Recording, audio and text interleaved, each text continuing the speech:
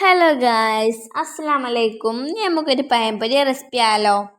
ആദ്യം നമുക്ക് ഒരു പാത്രത്തിലേക്ക് 1 കപ്പ് മൈദപ്പൊടി ഇട്ട് കൊടുക്കാം. അതിനുശേഷം 2 സ്പൂൺ അരിപ്പൊടിയും കൂടിയും ചേർത്ത് കൊടുക്കാം.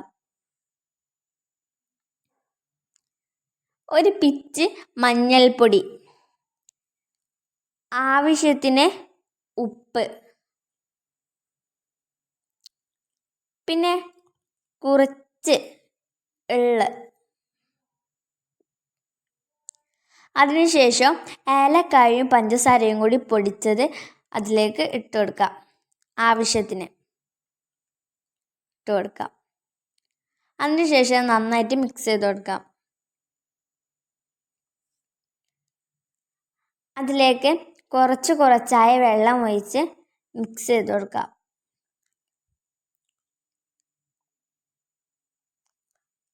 കട്ടകളൊന്നുമില്ലാതെ നന്നായിട്ട് മിക്സ് ചെയ്തെടുക്കണം.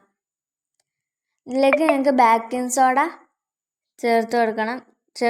ഞാൻ വീഡിയോയിൽ ഉൾപ്പെടുത്താൻ മറന്നുപോയി. ഒരു നുള്ളു മതി കേട്ടോ. ഇനി നമുക്കിത് ഈ ഒരു പരുവത്താണ് കിട്ടേണ്ടത്. ഞാനൊരു നുള്ളു ബേക്കിംഗ് സോഡ ചേർത്തിട്ടുള്ളൂ കേട്ടോ. നമുക്ക് നമ്മുടെ മാവ് ഈ ഒരു പരുവത്തിലാണ് കേട്ടോ കിട്ടേണ്ടത്.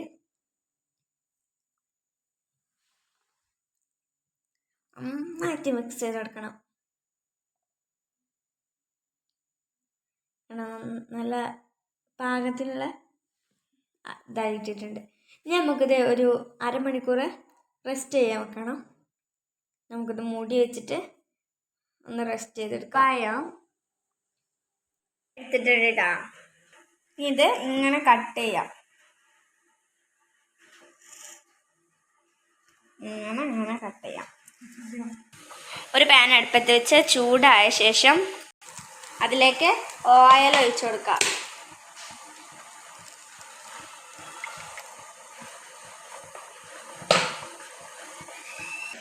നമ്മുടെ മാവ് റെഡി ആക്കണം കേട്ടോ. നമ്മുടെ എണ്ണ തിളച്ച് വന്നിട്ടുണ്ട്. നമ്മുടെ പഴയ മാവിൽ ഇങ്ങനെ മുക്കിയിട്ട് ഇതിലേക്ക് ഇട്ട് വെക്കാം. ഇനി എല്ലാം നമുക്ക് ഇതേപോലെ പൊരിച്ചെടുക്കാം. നല്ല മുങ്ങി കുളിച്ച് വരട്ടെ.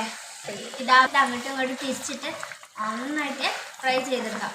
ഇത് തിരിച്ചും മറിച്ചൊക്കെ ഇട്ട് നന്നായിട്ട് ഫ്രൈ ചെയ്തെടുക്കണം. ബ്രൗൺ കളറായി വരണം. ഫ്രൈ ചെയ്തെടുത്തിട്ട് നമുക്ക് കോരി മാറ്റാം.